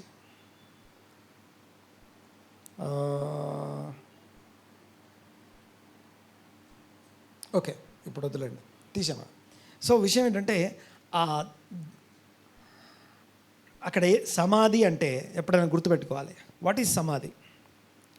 సమాధి అంటే ఎప్పుడు కూడా అక్కడ ఎముకలు ఉంటాయి. సమాధుల్ని తక్కువ అంచనా వేయద్దు, సమాధుల్ని నిర్లక్ష్యం చేయొద్దు. ఎందుకంటే ఆ సమాధులు ఒక రోజున తెరవబడబోతున్నాయి. అన్ని సమాధులు తెరవబడతాయి, ప్రతి సమాధి బద్దలవుద్ది. ఆ ఎముకలు అనే దానికి హీబ్రూ భాష ప్రకారం ఎముకలు అంటే ఎస్సెన్స్ అని అర్థం. ఆ చనిపోయిన వాళ్ళు విడిచిపెట్టినవి అని అర్థం. ఆ ఎముకలు అంటే వారి యొక్క, అంటే అబ్రహాము ఎముకలు అంటే అర్థం ఏంటంటే అబ్రహాము యొక్క నీతి జీవితం అని అర్థం. ఆ నీతి నుండి తను బలం పొందడానికి వెళ్ళాడట. ఇప్పుడు యేసుక్రీస్తు నా కొరకు మరణించాడు, ఆయన మరణము, ఆయన పునరుత్థానంలో మనం పాలిభాగస్థులం అవుతున్నాం, లేకపోతే ఆయన్ని హత్తుకుంటున్నాం అంటాం కదా. హత్తుకున్నప్పుడు యేసు ప్రభు యొక్క పునరుత్థాన శక్తి మనకు వస్తుంది. అలాగే ఈ అబ్రహాము ఇంకా సజీవుడు. యాక్చువల్గా అబ్రహాం ఏమంటాం? సజీవుడు. తన విశ్వాసం ద్వారా ఇంకా బ్రతికే ఉన్నాడు. ఆ బ్రతికే ఉన్న వాని ఎముకలు అక్కడ ఉన్నాయి, పునరుత్థానం కొరకు కనిపెడుతున్న ఎముకలు. సో ఆయన జీవించిన జీవితం వలన తను శక్తి పొందడానికి అక్కడికి వెళ్తున్నాడు. సరే, నా పాయింట్ ఇదంతా కూడా రబ్బినికల్ ఇంటర్ప్రిటేషన్. ఇదంతా కూడా నా సొంతంగా చెప్తున్న మాటలు కాదు. ఎందుకు ఇక్కడి దాకా వెళ్ళాడంటే దాని నుంచి, సో ఆ విశ్వాసపు శక్తిని, ఆ ప్రత్యేకమైన మైండ్ సెట్ ఏదైతుందో ఇది కరేజ్, ధైర్యం ఇస్తుంది. ఇది ఎక్కడి దాకా వెళ్ళడానికి కృపనిస్తుంది. అంతేకాదు, గమనించండి ఒకసారి, 11 రోజుల డిస్టెన్స్ ఉన్నప్పుడు 40 రోజులు చూసి వచ్చారు వీళ్ళు. 40 రోజులు చూసి వచ్చి 10 మంది ఏం చేశారంటే ఆ దేశం గురించి చెడ్డ సమాచారం చెప్పారు. ఆ దేశం గురించి చెడ్డ సమాచారం. ఆ చివరి దాకా వెళ్ళి హెబ్రోన్ టచ్ చేసి వచ్చినోడేమో ఏమంటారు తెలుసా? వాళ్ళు మనకు ఆహారం అవుతారంటాడు. ఓకే, వీళ్ళేమన్నారు తెలుసా? వాళ్ళ దృష్టికి మేము, మా దృష్టికి మేము, ఏమన్నా వాళ్ళ దృష్టికి మేము మిడతల్లాగా ఉన్నాం. ఎవరు చెప్పారు నీకు? మా దృష్టికి మేము. ఓకే, దీన్ని ఏమంటామంటే మైండ్ సెట్ అంటాం. సో మైండ్ సెట్ అనేది చాలా ప్రాబ్లమేటిక్ విషయం. మైండ్ సెట్ అనేది ప్రభావితం చేసేది అదే, నాశనం చేసేది అదే. ఎలాంటి మనస్తత్వం కలిగి ఉన్నాము అన్నది ఇంపార్టెంట్ పాయింట్. ఇక్కడ అర్థం చేసుకోవడానికి ప్రయత్నం చేద్దాం. ఒక్కసారి గమనించండి. సో ఇప్పుడు ఆ 40 రోజులు తిరిగి పాలు తేనెలు ప్రవహించు దేశం ఇది. ఇంకోటి, ఇప్పుడు మీరు సొంతంగా ఏం స్వాధీనపరచుకోవాల్సిన అవసరం లేదు. మీకు ఒక విషయం చెప్తాను. ఎర్ర సముద్రం దగ్గర యుద్ధం జరిగింది. ఎర్ర సముద్రం దగ్గర యుద్ధం జరిగింది. ఆ యుద్ధంలో ఏమన్నాడు తెలుసా దేవుడు? ఇప్పుడు మీరు చూస్తున్న ఈ ఐగుప్తీయులు నీకు అన్నటికీ నీ చూడరు, కాబట్టి ఊరక నిలుచుండి దేవుడు అనుగ్రహించబోయే ఆ రక్షణను ఊరక నిలుచుండి చూడండి. You don't need to do anything. Okay, చాలాసార్లు ఏమనుకుంటుంది తెలుసా? అన్నిసార్లు ఇదే పెడతాం, అన్నిసార్లు యుద్ధమే యెహోవాదే అనండి ఒకసారి. ఆయనే మీ పక్షముగా. ఓకే, సి, ఇది ఒక లెవెల్ ఆఫ్ యుద్ధం. అక్కడ నువ్వేం చేయక్కర్లేదు, జస్ట్ అలా హోల్డ్ యువర్ పీస్. ప్రశాంతంగా ఉంటే చాలు, దేవుడు యుద్ధం చేసుకుంటాడు. నువ్వేం చేయక్కర్లేదు. అర్థమవుతుందనే మాట్లాడేది. దాని తర్వాత నెక్స్ట్ స్టేజ్ ఉంటుంది. రఫదీములో యుద్ధం జరిగింది. తర్వాత యుద్ధం రఫదీములో జరిగింది, సెకండ్ యుద్ధం అది. ఈ యుద్ధం జరిగేటప్పుడు అమాలేకీలతో యుద్ధం జరుగుతూ ఉంది. ఆ యుద్ధం జరిగేటప్పుడు మోషే, అహరోను, హూరు అనే వాళ్ళు కొండెక్కారు. మోషే చేతులు ఎత్తే ఇశ్రాయేల్ గెలుస్తున్నారు, మోషే చేతులు కిందికి దింపితే ఇశ్రాయేల్ ఓడిపోతున్నారు. కింద యుద్ధం చేయడానికేమో యెహోషువ కత్తి తీసుకొని కొంతమందిని వెంట పెట్టుకొని వెళ్ళాడు. అక్కడనేమో ఎర్ర సముద్రం దగ్గరనేమో ఊరక నిలుచుండే యుద్ధం అయిపోయింది, ఏం చేయక్కర్లేదు. ఎప్పుడు అదే ఉండదు. ఒక దగ్గరికి వెళ్ళిన తర్వాత మనం కొంచెం ఎఫర్ట్ పెట్టాలి. అందరికి అర్థమవుతుందనే మాట్లాడేది. చిన్నపిల్లలు ఇంకా వాళ్ళు పడుకొనే ఉంటారు, అన్నీ మనమే చేయాలి. కొంచెం పెద్దగా అయ్యాక వాళ్ళు చేస్తుంటే వాళ్ళకి హెల్ప్ చేయాలి. ఈ రఫదీము యుద్ధం కూడా అలాంటిదే, ఎదగాలి కదా, ఎప్పుడు సేమ్ ఒకటే ఉండదు.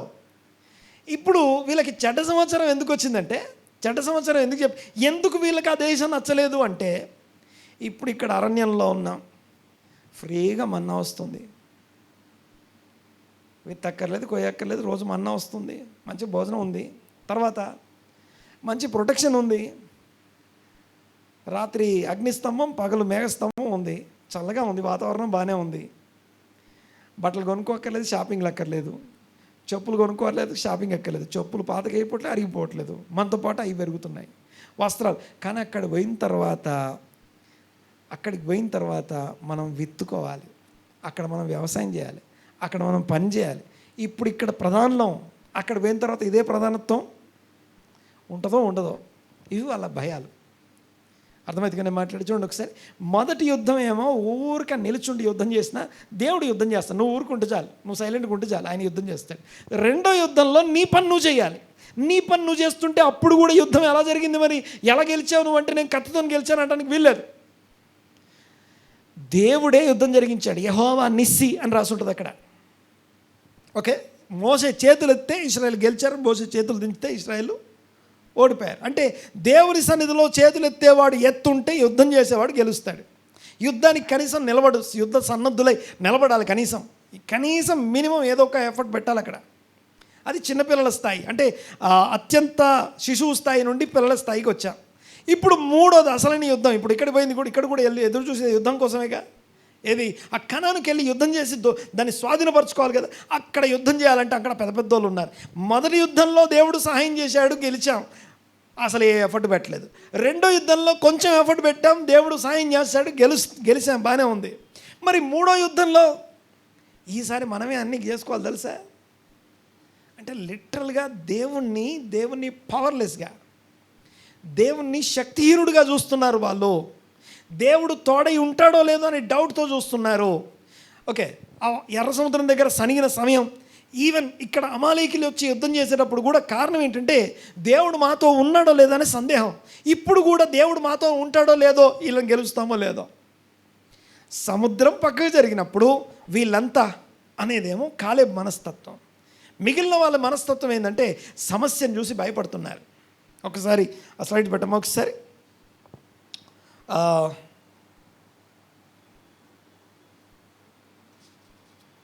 26 డిస్ట్రక్టివ్ మైండ్ సెట్స్ అంటాం. ఫస్ట్ వీళ్ళని పరిచయం చేసేసి 40 రోజులు వేగు చూసిన దాన్ని కారణం బట్టి 40 సంవత్సరానికి దినమునకు ఒక సంవత్సరం చొప్పున కర్మ అంటాం.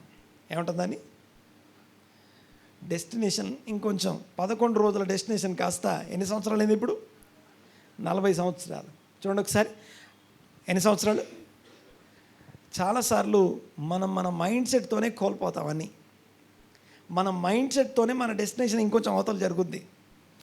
పొందుకునే కాళ్ళ దగ్గరికి వస్తాయి, కాళ్ళ దగ్గరికి వస్తాయి, చెయ్యి దాకా వస్తాయి, నోటి దాకా వచ్చి పోయిందండి అంటారు. ఎందుకు పోయింది?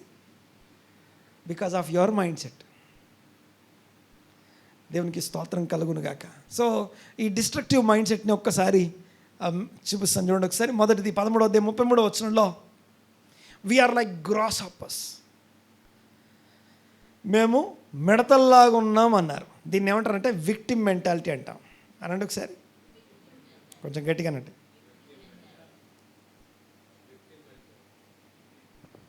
అంటే అంటే ఏమన్నా తెలుసా తెలుగులో? బాధితుని నేనే. యూనో చాలాసార్లు ఈ మైండ్ ఉంటుంది మనకి, మోటివేషన్. ఇప్పుడు మనం ఓకే, నాకే ఎందుకు, నాకే జరుగుతాయి, నాకే, that is called victim mind set. ఎవరు చెప్పారు నేను నువ్వు మిడతావని? వాళ్ళు చెప్పారా? అరే వీళ్ళు మిడతలు లాగున్నారు అనలేదుగా. నిన్ను నువ్వు చూసుకున్నావు కాబట్టి వాళ్ళ దృష్టిలో కూడా అట్లే ఉన్నావు అని అనుకుంటున్నావు. విక్టిమ్ మెంటాలిటీ అంట. ఓకే, బాగా వినాలి ఒకసారి. ఎంత టఫ్ సిచ్యువేషన్ అని ఉండని, ఎలాంటి పరిస్థితుల మధ్యలో ఉన్నా సరే దేవుని స్తుతించండి. మొన్న పోషించిన దేవుడు, మొన్న పోషించిన దేవుడు ఈరోజు పోషిస్తాడు, రేపు పోషిస్తాడు, రానున్న రోజుల్లో కూడా పోషిస్తాడు. ఆమె అనండి గట్టిగా. ఎలా సర్వైవ్ అయ్యాం? ఏం చేస్తే గెలిచాం? ఏం చేస్తే ఇక్కడ దాకా వచ్చాం? ఏం చేస్తే ఇక్కడ దాకా నిలబడ్డాం? అది వెళ్ళిపోయింది, ఇది వెళ్ళిపోయింది, ఇది అయితలేదు, అది అవ్వట్లేదు. ఎందుకు అవ్వట్లేదు? అవి అవుతాయో కాదో తర్వాత సంగతి. బట్ దేవుడు నీకు తోడ, ఏమేమి ఇచ్చాడో, ఏమేమి ఉన్నాయో, ఉన్న వాటిని బట్టి దేవుని స్తుతించడం నేర్చుకో. కానీ ఒకవేళ నీ మైండ్ కనుక విక్టిమ్ మైండ్ అయిందనుకోండి, యూ ఆల్వేస్ టాక్ నెగిటివ్. నీవు నెగిటివ్గా నీ నోట్ నుంచి వచ్చే ప్రతి పదం గాలిని విత్తావు, ప్రళయవాయువు మళ్ళీ నువ్వే కోసుకుంటావు. దేవుడు తను చేయడానికి శక్తిహీనుడు కాలేదు. పోయిన వారం వాక్యం చెప్పిన తర్వాత, పోయిన వారం వాక్యంలో what is the most interesting statement? వాక్యం చెప్పిన తర్వాత నెక్స్ట్ డే 5 అద్భుతాలు జరిగాయి. మండే, ఆదివారం వాక్యం చెప్తే ఎన్ని రోజులు? నెక్స్ట్ డే ఎన్ని? నా దగ్గరికి వచ్చినాయి 5 అద్భుతాలు. 5 కూడా ఇంపాసిబుల్ అద్భుతాలు, ఓవర్వెల్మింగ్ అద్భుతాలు, మోస్ట్ ఎక్సైటింగ్ అద్భుతాలు 5 జరిగాయి. చాలా ఎక్సైటింగ్ న్యూస్ అవి 5 కూడా. ఓకే, ఎప్పుడు? Last Sunday. ఒక్కసారి స్టేట్మెంట్ ఏందో చెప్తారా? దయాన్ కాదు, ముందు వేరేది ఉంది. డైరెక్ట్ దయాన్ అంట.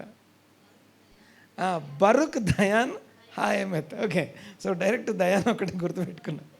బరుక్ దయాన్ హాయమెత్. సో న్యాయాధిపతి అయిన సత్యదేవుడు స్తుతి నొందునుగాక. ఓకే, ఈ ఒక్క మాట మనసుల్ని, హృదయాల్ని మార్చిపడేసింది. ఎప్పుడైతే ఇక్కడ మెసేజ్ విన్నారు కాబట్టి, మెసేజ్లో ఉన్న శక్తిని బట్టి 5 అద్భుతాలు జరగల. ఈ 5 అద్భుతాలు మన దాకా వచ్చినాయి. మనకు తెలియకుండా జరిగినాయి చాలా ఉన్నాయి. ఇంకా మనకేం తెలుసు ఎన్ని జరిగాయో, ఏం జరిగాయో.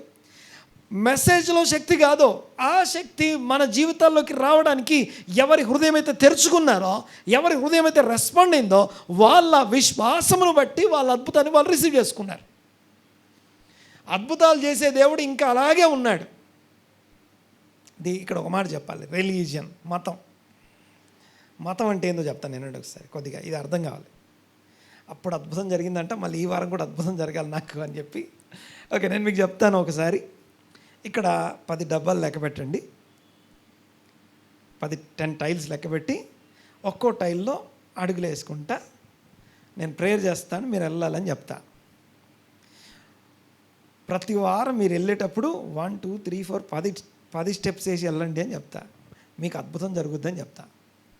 వెళ్ళేటప్పుడు నేను ప్రార్థన చేస్తా, మీరు ప్రార్థన చేసుకోండి. ప్రార్థన చేసుకొని ఈ 10 అడుగులు వేసి వెళ్ళాలి. 10 టైల్స్లో కాలు పెట్టి వెళ్ళాలి. ఓకే, వెళ్తూ ఉంటాం. వెళ్ళేటప్పుడు ఏమవుతుందో తెలుసా? ఫస్ట్ డే వెళ్తాం, మైండ్ అంతా ఎక్కడ ఉంటుంది? జరగాల్సిన అద్భుతం మీద ఉంటుంది. జరిగిందా జరిగిందా జరిగిందా అనుకుంటూ పోతాం. నెక్స్ట్ డే మళ్ళీ అదే చేస్తాం. 3rd డే, 4th, 5th, లాస్ట్కి ఏమైంది తెలుసా? స్ట్రెస్డ్ అవుట్, ఫ్రస్ట్రేట్ అవ్వడం స్టార్ట్ చేస్తాం. ఏమయ్యట్లేదు, ఏం జరగట్లేదు. That is religion. ఇది చేసినాం కాబట్టి జరగలేదు. నీ ఫోకస్ అంతా చేయడం మీదే ఉంది. వాక్యం ఏం చెప్తుంది తెలుసా? చిరకాలము నేను యెహోవా మందిరములో నివాసం చేసేదను. నేను ఒక గొర్రెని, ఆయన నా కాపరి. నేను గొర్రెని, యెహోవా నా కాపరి, నాకు లేమి కలుగు. చిరకాలం యెహోవా మందిరంలో నేను నివాసం. కృపాక్షేమములు నా వెంట వచ్చును. సో కృపాక్షేమములు వెంట రావడం కోసం ఆడు ఉండొద్దు, చిరకాలం ఉంటాను నేను. ఏదేమైనా సరే, ఏం జరిగినా జరగకపోయినా, వెంబడించకపోయినా నేనైతే చిరకాలం ఇక్కడ ఉంటానని తీర్మానంతో ఉన్నావు అనుకో, కృపాక్షేమాలు నిన్ను వెంబడిస్తాయి. నువ్వు కృపాక్షేమాలు వెంబడించాల్సిన అవసరం లేదు. అద్భుతాలు నిన్ను వెంబడిస్తాయని చెప్తుంది వాక్యం, అంతేగాని నువ్వు అద్భుతాలను వెంబడించని చెప్పలేదు. అద్భుతాలు చేసే దేవుడు అద్భుతాలని నిన్ను వెంబడించమని ఆజ్ఞాపించాడు.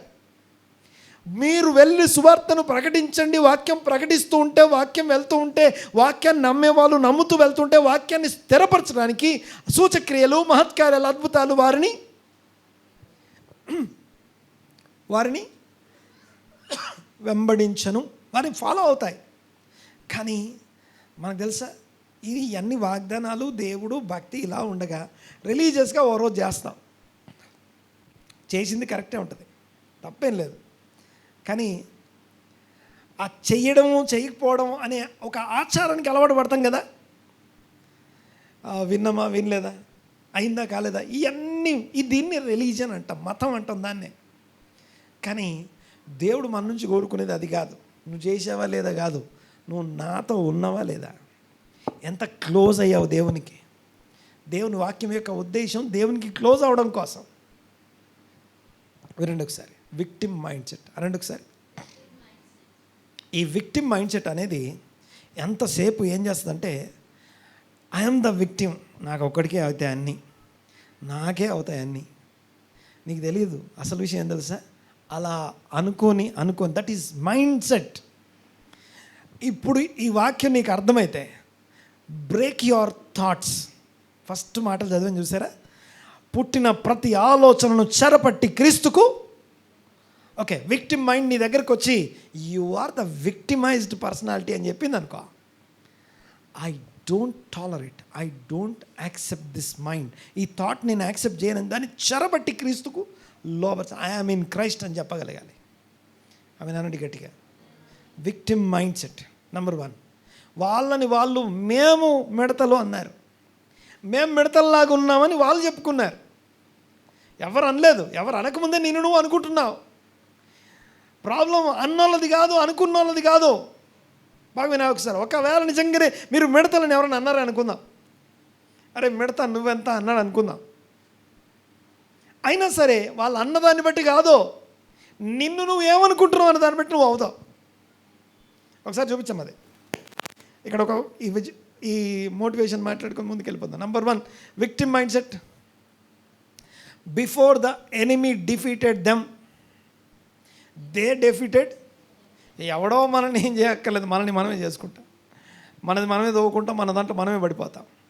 కానీ జాగ్రత్తగా వినాలి ఒకసారి, విక్టిమ్ మైండ్ సెట్ అనేది దేవుని రాజ్యంలో, దేవుని సన్నిధిలో నిన్ను ఎదగకుండా, ముందుకు సాగకుండా నిన్ను పట్టి ఉంచే one of the greatest trap.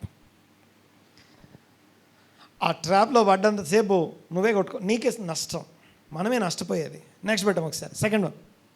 రెండోది, ఇవన్నీ కూడా డిస్ట్రక్టివ్ మైండ్ సెట్స్. ఇవి మనల్ని ఆ 40 రోజుల తిరగడం చేసినటువంటి, 40 రోజులు తిరిగిన వారు 40 సంవత్సరాలుగా వాళ్ళ డెస్టినేషన్ దూరపరుచుకున్నారు. డిస్ట్రక్షన్ అంటుంది దాన్ని, నెగిటివ్ ఇమాజినేషన్ అనండి ఒకసారి. ఫస్ట్ ఏంటిది, victim mind set.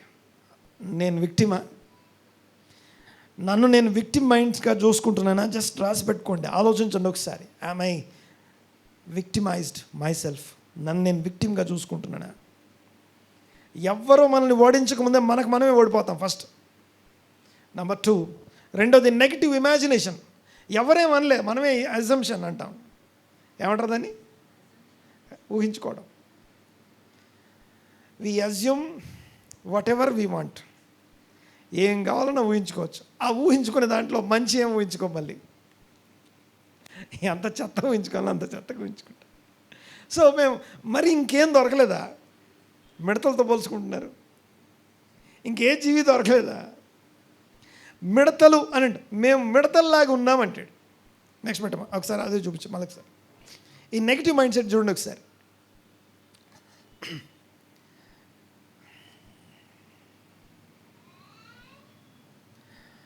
The spies created catastrophic assumptions. Next పెట్టమ్మా మూడోది, వాళ్ళ ఇమాజినేషన్ వాళ్ళే చేసుకున్నారు. మూడోది self limiting belief. Self limiting belief. నన్ను నేను ఏమంటాను తెలుసా, లిమిట్ చేసుకోవడం. అర్థమవుతుంది? Self limiting belief. నోట్స్ ఉందా నీకు? గుర్తుంటుందా? ఫస్ట్ చెప్పు. సెకండ్ మర్చిపోయాను, negative message. Okay, next time రాసి పెట్టుకో. ఓకే, తర్వాత సెల్ఫ్ లిమిటింగ్ బిలీఫ్స్. అంటే ఇప్పుడు ఉన్నట్టే ఉంటుంది మెమరీ. ఎట్లా అంటే ఇంకోటి వస్తే ఇది వెళ్ళిపోద్ది. New memory in, old memory gone. Okay, right. చూడండి ఒకసారి. Self limiting beliefs. They underestimate God's power because they underestimated their covenant identity. వాళ్ళెవరో అన్నదాన్ని కూడా లిమిట్ చేసుకున్నారు. అరే నువ్వు ఆర్డినరీ కాదురా, జీవం కలిగిన దేవుని పిల్లలు మీరు. యాకోబు నా జ్యేష్ఠ కుమారుడు అన్నాడు దేవుడు. ఆ దేవుని జ్యేష్ఠ కుమారులం, రాజులని యాజక సమూహం అన్న మీరు నాకు ప్రజలై ఉంటారు, నేను మీకు దేవుడై ఉంటాడు. మనకు దేవునికి నిబంధన, దేవునితో నిబంధన కలిగిన జనాంగమై ఉండగా we limit our selfs. Self limiting beliefs అంట. మనల్ని మనం హీనపరచుకొని క్షీణపరచుకునే ఆ యొక్క సెల్ఫ్ లిమిట్, మనల్ని మనం లిమిట్ చేసుకునే ఏరియా ఏదైతే ఉందో అది మనకి డిస్ట్రక్టివ్ మైండ్. అది ఇవన్నీ ఎందుకు చెప్తున్నా తెలుసా? ఇవన్నీ మిగతా వాళ్ళలో ఉన్నాయి. బట్ కాలేబు మాత్రం నిండు మనస్సు, పూర్ణ మనస్సు, డిఫరెంట్ మైండ్ సెట్తో ఉన్నాడు. రైట్? ఇవన్నీ మనలో కనిపిస్తాయి, కాలేబులో ఉండవు. ఇవి కాలేబులో ఇవేవి ఉండవు. నెక్స్ట్ చూడండి ఒకసారి. వాళ్ళు ఎవరో అండర్ ఎస్టిమేట్, మనమే అండర్ ఎస్టిమేట్. నాలుగో చూడండి ఒకసారి. Fear centred mind. భయం భయం భయం భయం. A person becomes what he continually believes about himself. తన గురించి తాను ఏమి పదే పదే నమ్ముకుంటామో అదే అయిపోతాం. God is where you let him in. నువ్వు దేవుణ్ణి ఎప్పుడు లోపలికి పిలిచేదాకా అక్కడే నిలుచుండి తడుతూ ఉంటాడు. ఆయన మే కమిన్, రావాలా అంటే మనం ఏదో పెద్ద లోపల ఏదో యుద్ధం చేసినట్టు, గెలిచేసినట్టు చేసేది self limiting belief, negative imagination, assumptions, తర్వాత విక్టిమ్ మెంటాలిటీ. ఇవన్నీ లోపల పెట్టుకొని ఆగయ్యా నా వల్ల కావట్లేదు, నువ్వు వచ్చి అస్సలేం చేయలేవు అంటారు. ఎప్పుడైతే నువ్వు పిలిస్తే, డోర్ ఓపెన్ చేసి రండి ప్రభువా నా దగ్గరికి, నా హృదయంలోనికి రా, నా జీవితంలోకి రా, ఏం చేయాలో నాకు అర్థం కావట్లేదు అని చెప్పి ఓపెన్ చేస్తే, నువ్వు ఎక్కడ పిలిస్తే అక్కడ అడుగుపెట్టడానికి ఆయన రెడీగా ఉన్నాడు. ఆమె అనండి గట్టిగా, ఏదో ఒకటి అనండి గట్టిగా. దేవునికి స్తోత్రం కలుగును కాక. అయిపోయినాయమ్మా? పెట్టు. Okay. The spies saw giants everywhere. Caleb ఏం చేసినట్ట? దేవుని చూశాడు. సర్వభూమి నీ మహిమతో నిండి ఉన్నది. సర్వభూమి నీ మహిమతో నిండి ఉండగా పాలు తేలిన ప్రభు దేశం ఇంకెక్కువ ఉండాలి కదా. కానీ వీళ్ళు ఏం చూశారట?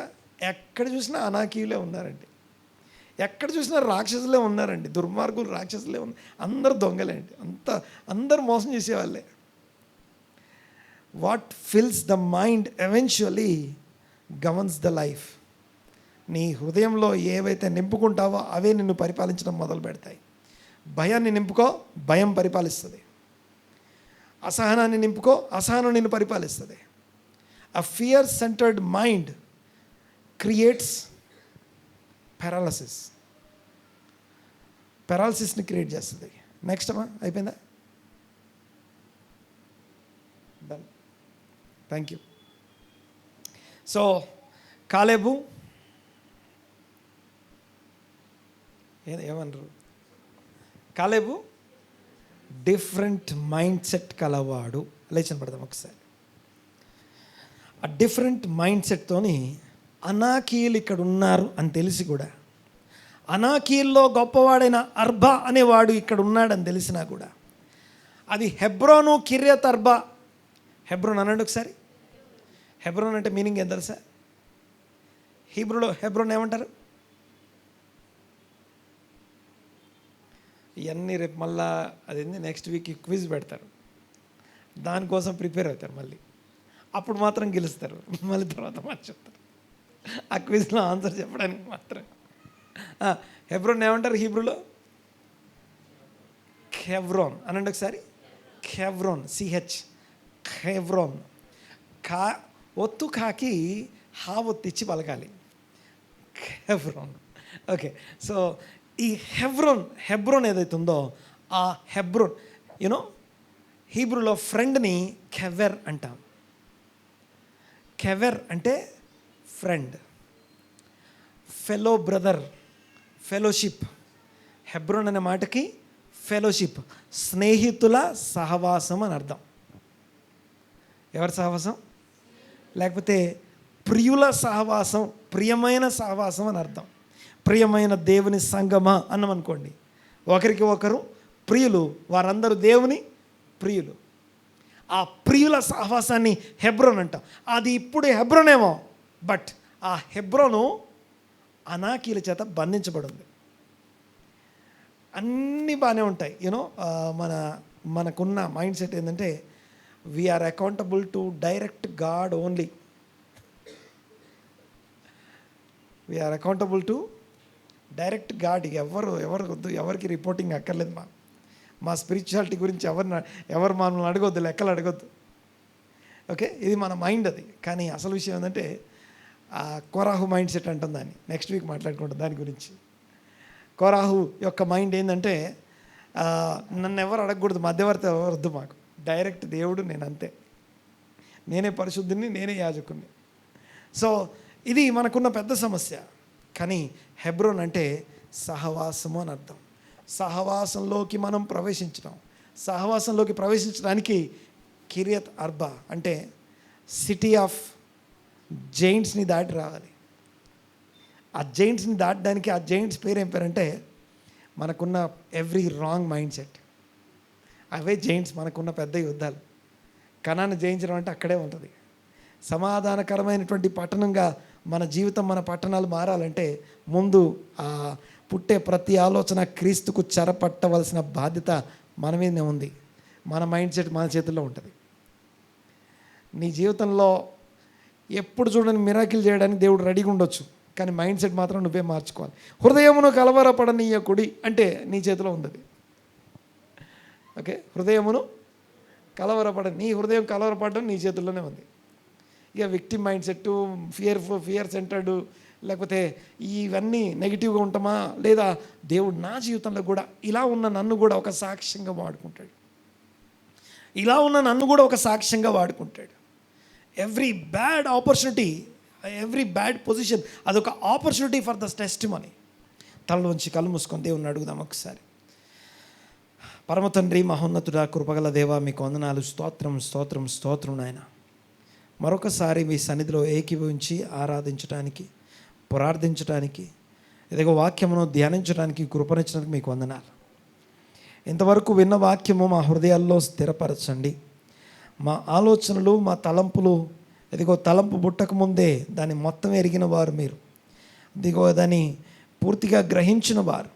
ఆలోచనలు, మాటలు సమస్తం మీ దృష్టికి ఇదిగో నాయన ప్రభా స్పష్టంగా, సూటిగాను, ఇదిగో ఏ అరమరికలు లేకుండా మీ దృష్టికి ఇదిగో సమస్తము కనబడుతూ ఉన్నాయి, స్పష్టంగా ఉన్నాయి. ఈ సమయంలో ప్రార్థన చేస్తూ ఉన్నాం, నాకున్న మైండ్ సెట్ని మార్చండి. ఇదిగో కాలేబుకున్నటువంటి మైండ్ సెట్ నాకు దయచేయమని ప్రార్థిస్తున్నా. ఆ డిఫరెంట్ మైండ్ సెట్ని పూర్ణ హృదయముతో అన్న మాటను బట్టి మీకు వందనాలు. కాలేబు తన పూర్ణ హృదయముతో దేవుణ్ణి అనుసరించాడని ఆ మాటను బట్టి మీకు వందనాలు. మీరు కోరుకున్న ఇదిగో బైబిల్లోకెల్లా ప్రధానమైన ఆజ్ఞ అని చెప్పబడే ఆజ్ఞను బట్టి మీకు వందనాలు. నీ పూర్ణ హృదయంతో, నీ పూర్ణ ఆత్మతో, నీ పూర్ణ మనస్సు, నీ పూర్ణ వివేకం అంతటితో నీ తండ్రి అయిన దేవుణ్ణి ప్రేమించాలన్న మాటను బట్టి మీకు వందనాలు. మిమ్మును ప్రేమిస్తూ కొనసాగడానికి అవసరమైన ఇదిగో నాయన ప్రభా ధైర్యము, శక్తి, బలము, ఇదిగో నాయన ప్రభా మీ యొక్క నడిపింపు, మీ యొక్క వాక్య సహాయమును బట్టి మీకు వందనాలు, స్తోత్రం. ఇదిగో ఆటంకంగా ఉన్న ఇదిగో ప్రతి రాంగ్ మైండ్ సెట్ నుంచి మాకందరికీ విడుదల కొరకు ప్రార్థన చేస్తున్నాం. ఈరోజు వాక్యం విన్న ఒక్కొక్కరి కోసం మీ సన్నిధిలో విజ్ఞాపన చేస్తూ ఉన్నాం. మీ సన్నిధిని తోడుగా ఉంచి బలపరిచి ఇదిగో వాటన్నిటిలో నుంచి విడుదల దయచేయమని ప్రార్థిస్తున్నాం. ప్రతి అసహనం, ప్రతి విధమైన కోపం, ప్రతి విధమైనటువంటి ప్రభా ఇదిగో రాంగ్ మైండ్ సెట్స్ అన్నిటి నుంచి, విక్టిమ్ మెంటాలిటీ నుంచి సంఘాన్ని ఇదిగో సమాజాన్ని విడిపించమని వేడుకుంటూ ఈరోజు వాక్యం విన్న వారందరినీ ఆశీర్వదించి నెమ్మదితో నింపమని వేడుకుంటూ స్తుతించి ఆరాధించి ప్రార్థిస్తున్నాం.